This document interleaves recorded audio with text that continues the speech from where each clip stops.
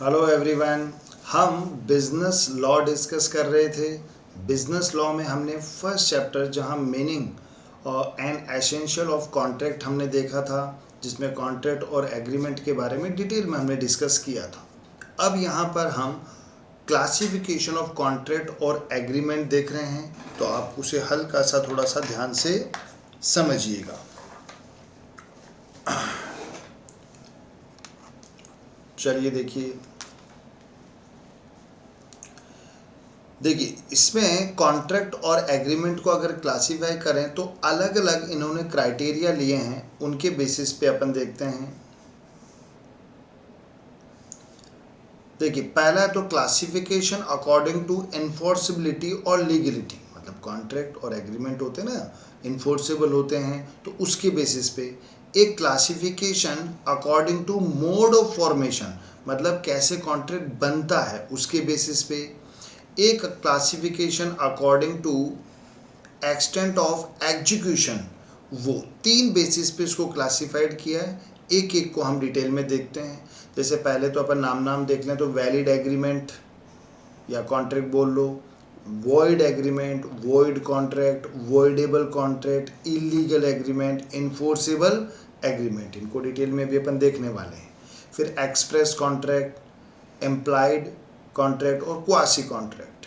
फिर एग्जीक्यूशन के बेसिस पे देखें तो एग्जीक्यूटेड कॉन्ट्रैक्ट, एग्जीक्यूटरी कॉन्ट्रैक्ट, और on the basis of execution अपन दो क्लासिफिकेशन और कर सकते हैं इसमें, एक यूनिलैटरल कॉन्ट्रैक्ट और बायलैटरल कॉन्ट्रैक्ट।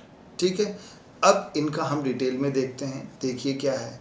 सबसे पहले classification according to validity. Valid contract, नाम से पता है भाई एग्रीमेंट है और उसमें सारे के सारे जो एसेंशियल एलिमेंट्स होते हैं फॉर वैलिड कॉन्ट्रैक्ट वो इंक्लूड है, मतलब वो इन्फोर्सेबल बाय लॉ है, तो वो कॉन्ट्रैक्ट बन जाता है। तो देखो, valid agreement is the contract it gives rise to legal obligation to all of the part. सब पार्टीज की क्या होती है, लीगल ऑब्लिगेशन, राइट्स क्रिएट हो जाते हैं। ठीक है, लीगल ऑब्लिगेशन मतलब अगर आपने कॉन्ट्रैक्ट पूरा नहीं किया तो कोर्ट में जा सकती है अगली पार्टी और आपको वो काम करना पड़ेगा। एक होता है वॉइड एग्रीमेंट। वॉइड एग्रीमेंट क्या होता है, ऐसा एग्रीमेंट जब शुरू में बना था ना वो, तभी से वो वॉइड है। एक अपन नीचे पढ़ेंगे वॉइड कॉन्ट्रैक्ट। अब दोनों से एक जैसे लगते हैं, वॉइड एग्रीमेंट या वॉइड कॉन्ट्रैक्ट, इनमें डिफरेंस है। वॉइड एग्रीमेंट तो वो होता है जो एग्रीमेंट बना था वो शुरुआत से ही वॉइड होता है। ठीक है, लेकिन वॉइड कॉन्ट्रैक्ट क्या होता है, contract at the time of formation, जब वो बना था तब तो वो वैलिड था, लेकिन बाद में कुछ सिचुएशन सर्कमटेंसेस ऐसी हुई उसमें वो वॉइड हो गया, वो इन्फोर्सिबिलिटी उसकी सीज हो गई, अब वो इन्फोर्सेबल नहीं हो सकता, तो वो वॉइड कॉन्ट्रैक्ट हो जाता है। तो देखो, an agreement not enforceable by law is said to void और it does not create any legal rights और obligation, it is void ab initio, मतलब शुरुआत से वॉइड रहता है। जैसे mister X lends 1 lakh to mister Y is a minor. X ने 1 lakh Y को दिए, लेकिन वाई क्या है, माइनर, तो वो वॉइड एग्रीमेंट होगा, क्योंकि माइनर कॉन्ट्रेक्चुअल कैपेसिटी नहीं होती उसमें, वो कॉन्ट्रैक्ट नहीं कर सकता। ठीक है, तो ये वॉइड एग्रीमेंट होता है। लेकिन वॉइड कॉन्ट्रैक्ट समझना, a contract which creates to be enforceable by law becomes void when it is ceases to enforceable। देखो, जब वो कॉन्ट्रैक्ट बना था वो इन्फोर्सेबल बाय लॉ था, लेकिन बाद में वो void हो जाता है। कब, जब उसकी इन्फोर्सेबिलिटी सीजेस हो जाती है, किसी भी रीजन से हो सकता है। फॉर एग्जाम्पल इसमें देखो दे रखा है, देखो वैसे लिखा है, when a contract is valid at the time of its making, जब बना था जब वो वैलिड था, but later on due to change in situation or in law it become enforceable, it is the void contract। ठीक है ना, मतलब कहते हैं but the later due the change in situation in law it become unenforceable होगा, sorry, ये enforceable की जगह क्या होगा, अनइन्फोर्सेबल, क्योंकि पहले वो इन्फोर्सेबल था, लेकिन कोई लॉ में चेंज हुआ या कोई सिचुएशन में चेंज हुआ तो वो अनइन्फोर्सेबल हो गया, तो वो क्या हो जाता है, वॉइड कॉन्ट्रैक्ट। एग्जाम्पल दे रखा है, जैसे मिस्टर एक्स है, वो इंडियन है और वो इंपोर्ट करता है पाकिस्तान से गुड्स। अब इंपोर्ट करेगा तो वो किसी बंदे से कॉन्ट्रैक्ट करना पड़ेगा, वहाँ के बिजनेसमैन से। At the time of India and Pakistan friend country थी, लेकिन बाद में क्या हो गया, वॉर स्टार्ट हो गई। अब वॉर स्टार्ट हो गई तो इंडिया और पाकिस्तान एनिमी कंट्री हो गई। तो लोग कहता है कि भैया नहीं, पाकिस्तान से कोई चीज़ इंपोर्ट एक्सपोर्ट नहीं करोगे आप। अब नहीं करोगे तो वो जो कॉन्ट्रैक्ट था वो आपका क्या हो जाएगा, वॉइड हो जाएगा। ठीक है, फिर देखिए वॉइडेबल कॉन्ट्रैक्ट। वॉइडेबल कॉन्ट्रैक्ट मतलब एक पार्टी चाहे तो उसे वैलिड कर सकती है, चाहे तो वॉइड कर सकती है, उसकी इच्छा पे डिपेंड करता है। इच्छा मतलब चलिए देखो, an agreement which is enforceable by law at the option of one or more parties thereto, but not at the option of other and others is voidable contract। देखो क्या होता है, दो या दो से ज़्यादा पार्टी होती है तो उसमें कुछ पार्टीज के पास तो राइट होता है कि वो चाहे तो कॉन्ट्रैक्ट को वैलिड करवा सकते हैं, चाहे तो वॉइड। फॉर एग्जाम्पल, मैंने आपके कनपट्टी पे बंदूक रख के कहा कि अपनी जो ये कार है मुझे 100 रुपये में बेचो। चलो आपने साइन कर दिया कि ठीक है जान है तो जान है भाई, मैं बेच रही हूँ, ठीक है मैं बेच रही हूँ या बेच रहा हूँ जो भी है।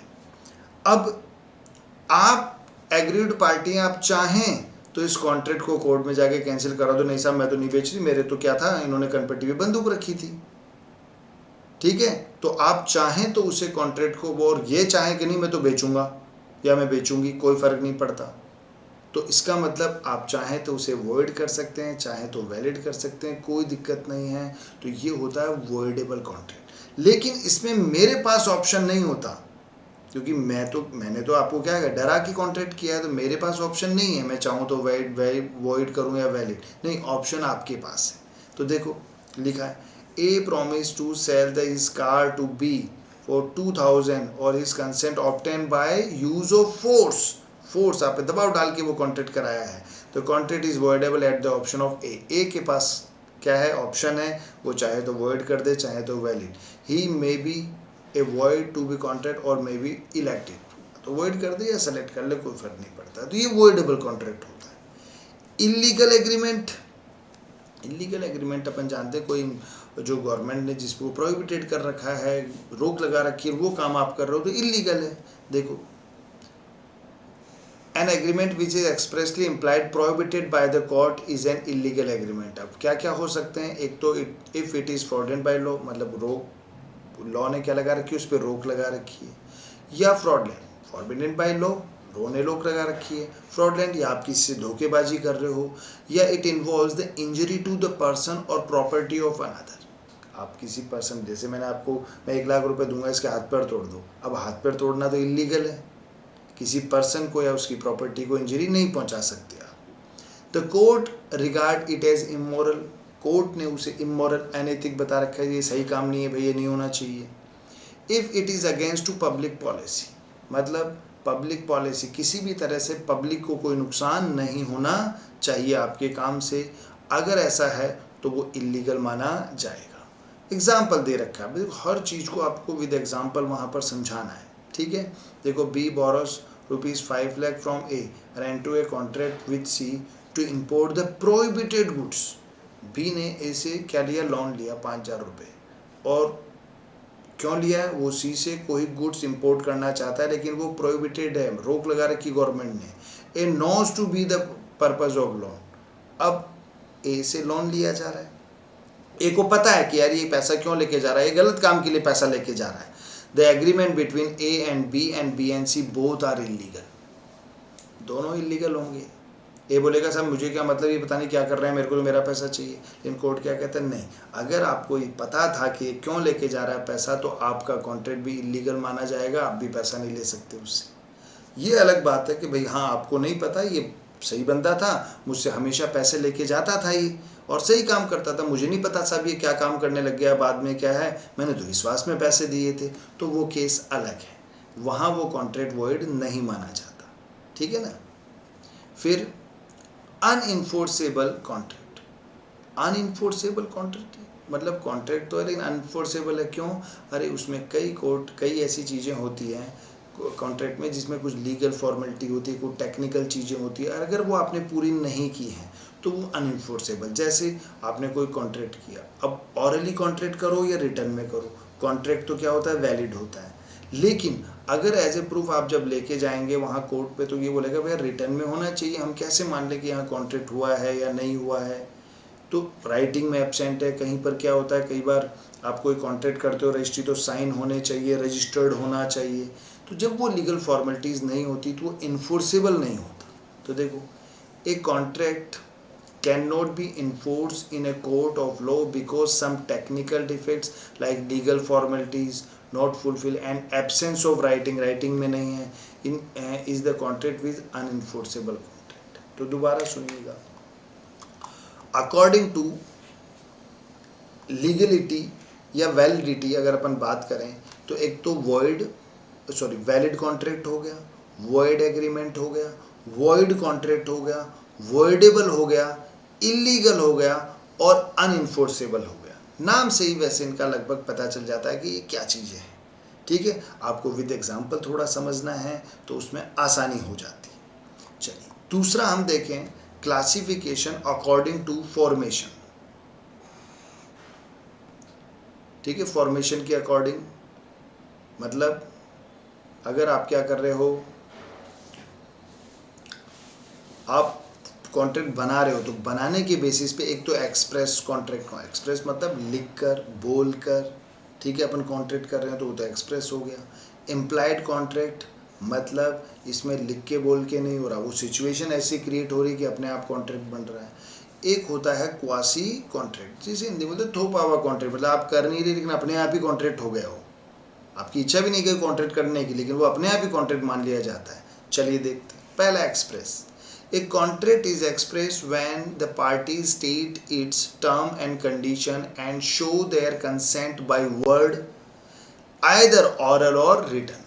बोलकर या लिखकर आपने कॉन्ट्रैक्ट किया तो वो एक्सप्रेस कॉन्ट्रैक्ट हो जाता है। इम्प्लाइड में देखिए, a contract is in which is made from the acts or conduct of the parties or by their surrounding situation, उनकी जो सराउंडिंग सिचुएशन है उसके अकॉर्डिंग। जैसे एग्जांपल देखें, there is an implied contract when mister A, जैसे मान लो ए है, वो एक पब्लिक बस में बैठा है, अब आप खड़े हो, बस आई बैठ गई, अब आपने वहाँ पर बस वाले से कोई भी रिटर्न या बोल के कॉन्ट्रैक्ट किया क्या? नहीं। आप बैठ गए तो वहाँ पर बस वाले की ड्यूटी बनती है कि आपको अपनी जगह छोड़े और आपकी ड्यूटी बनती है कि आप उसे पेमेंट कर दो, तो वो इम्प्लाइड हो गया। एक हो गया, take a cup of tea in a restaurant. देखो एक रेस्टोरेंट या कोई ढाबा था, आप जाके बैठे, जैसे बैठे उसने आपको चाय दी और आपने पी ली। ठीक है, आपने उसको चाय के लिए नेक कहा नहीं, आपने उसको, सबको चाय दे रहा था, आपको दी और आपने भी पी ली।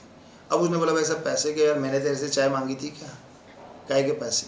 तो नहीं, आपने चाय पी है तो आपको पैसा देना पड़ेगा, वहाँ इम्प्लाइड कॉन्ट्रैक्ट होता है।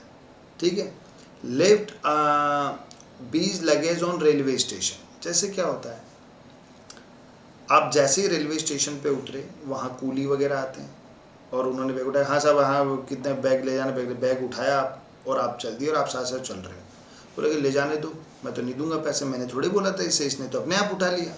अब वो वहाँ ले जाके रखता है कि आप पैसे के साहब मैं तो नहीं दे रहा, मैंने थोड़े कहा था, क्यों उठा के लेके आया?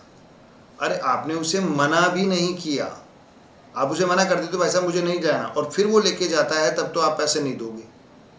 ठीक है, लेकिन आपने उसे मना नहीं किया तो वो कॉन्ट्रैक्ट ही मना चाहता है। अब आपने उनसे बोल कर बातचीत नहीं करी, उसने उठाया और वो चल दिया और आपने भी मना नहीं किया कि चलने दो कोई दिक्कत नहीं, तो आपको देना पड़ेगा पैसा। ठीक है, ये इम्प्लाइड कॉन्ट्रैक्ट होता है। क्वासी कॉन्ट्रैक्ट समझने के लिए देखो, आप सपोज मेरे यहाँ पर आए और अपना मोबाइल या पर्स कुछ भी वो यहाँ पर भूल गए आप, तो इसका मतलब मेरी क्या ड्यूटी बनती है कि वो मोबाइल और पर्स में संभाल के रखूँ और आपको उसको रिटर्न करूँ। मैं उसे अपना समझ के यूज़ नहीं किया सकता, भूल गए साहब अब मैं क्या करूँ। ठीक है, तो वो चीज़ होती है कि मेरा वहाँ कॉन्ट्रैक्ट नहीं बना कि भाई मुझे आपको वापस रिटर्न करना है संभाल के, नहीं, लेकिन वो क्वासी कॉन्ट्रैक्ट होता है, वहाँ मेरी कॉन्ट्रैक्ट करने की कोई इलीगल या इंटेंशन नहीं थी, लेकिन वो अपने आप सिचुएशन से कॉन्ट्रैक्ट बन गया। देखिए एग्जाम्पल समझिए फिर समझते हैं। Mister A trader leaves goods to at mister B's house by mistake, वो बी के घर पे गलती से सामान भूल गया। मिस्टर बी ट्रीट होगा ये, है ना, treat the goods as his own, वो अपना समझ के उसको यूज़ कर लिया। Mister B bound to pay for the goods, अब मिस्टर बी ने उसको यूज़ कर लिया तो उसे क्या करना पड़ेगा, उसे पैसा, जो बी का गुड्स जो था, ए का गुड्स जो था उसके बदले में पैसा देना पड़ेगा। तो अब इसको समझिए, it is a contract which is imposed by law on the party and give rise to obligation similar to the rise under the contract, बिल्कुल कॉन्ट्रैक्ट की तरह ही आपके ऑब्लिगेशन जो है वो क्रिएट होते हैं।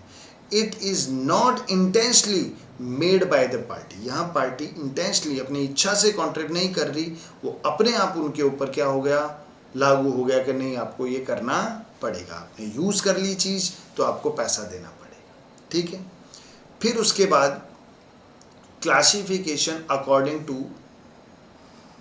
परफॉर्मेंस। कोई कॉन्ट्रैक्ट हुआ है तो एग्जीक्यूटेड कॉन्ट्रैक्ट का मतलब तो दोनों पार्टी ने अपना काम कर दिया।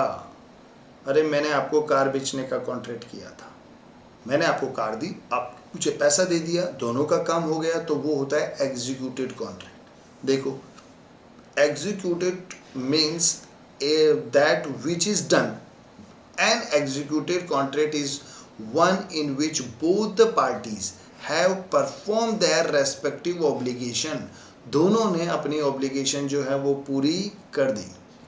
For example, A agree to sell his car to B, A ने बी को जो है कार बेचने का एग्रीमेंट किया। A deliver the car, B had paid the price, दोनों ने अपना काम कर दिया। It is an executed contract. Executed contract का मतलब अभी परफॉर्मेंस बाकी है, एग्जीक्यूटेड हो चुका है, एग्जीक्यूटरी मतलब अभी परफॉर्मेंस बाकी है। Executory contract means that which remain to carry into effect, अभी उसका इफेक्ट आना बाकी है। A contract in which the party to the contract have still to perform their obligation is known as executory contract, अभी दोनों की performance बाकी है। मतलब वही है, ए ने अभी कार डिलीवर करनी है, बी ने अभी तक प्राइस देना है, ये अभी तक हुआ नहीं है, वो एग्जीक्यूटरी कॉन्ट्रैक्ट होता है। अब एग्जीक्यूटरी बेसिस पे अपन दो चीज़ें देख सकते हैं।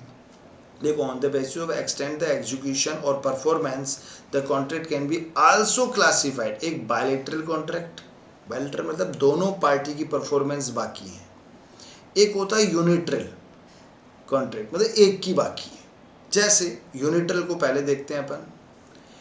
ए unilateral contract is one in which proposer promise to do something only when offeree has done his desire task. देखो, इसको एग्जांपल से समझो। सपोज ए है, उसका डॉग जो है वो खो गया है। अब उसने एक एडवर्टाइजमेंट निकाली, जो मेरे डॉग को ढूंढ के लेके आएगा मैं उसे 100 रुपये दूंगा। अब यहाँ पर उसने अनाउंसमेंट किया है। अब ये कॉन्ट्रैक्ट बनेगा कब, जब किसी एक पार्टी ने, किसी ने भी वो डॉग ढूंढ लिया। अब उसने जब ढूंढा तो उसका काम हो चुका है, वो काम कर चुका है, कॉन्ट्रैक्ट अभी तक बना ही नहीं है, उससे पहले वो काम कर चुका है। वो लेके आता, साहब आप ये डॉग दीजिए, मुझे पैसे दीजिए। तो इसमें पहले ही एक बंदे का काम हो चुका है और दूसरे का अब मतलब उसको 100 रुपये देना बाकी है। वो क्या होता है, यूनिट्रल कॉन्ट्रैक्ट। ठीक है, देखो क्या लिखा है।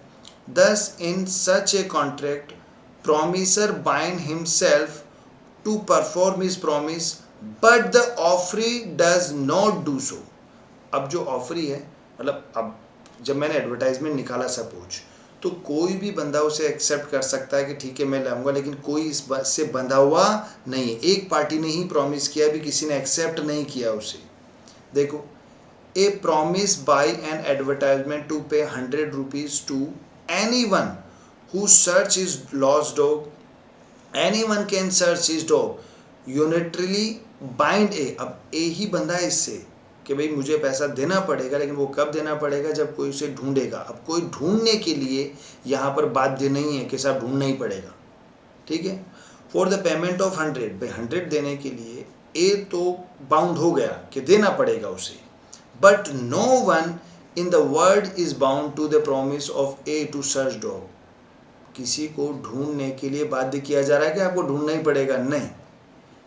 If B search the dog, अब बी उसको सपोज डॉग को ढूंढ लेता है, there is a unilateral contract between A and B. However if the B only makes a promise to search the dog, the promise does not create any contract। अगर B ये promise करता है कि साहब मैं ढूंढ के लेके आऊंगा आपका डॉग, मान लो ये कह देता है, तो भी वो कॉन्ट्रैक्ट नहीं बनता। जब वो ढूंढेगा तभी वो माना जाएगा।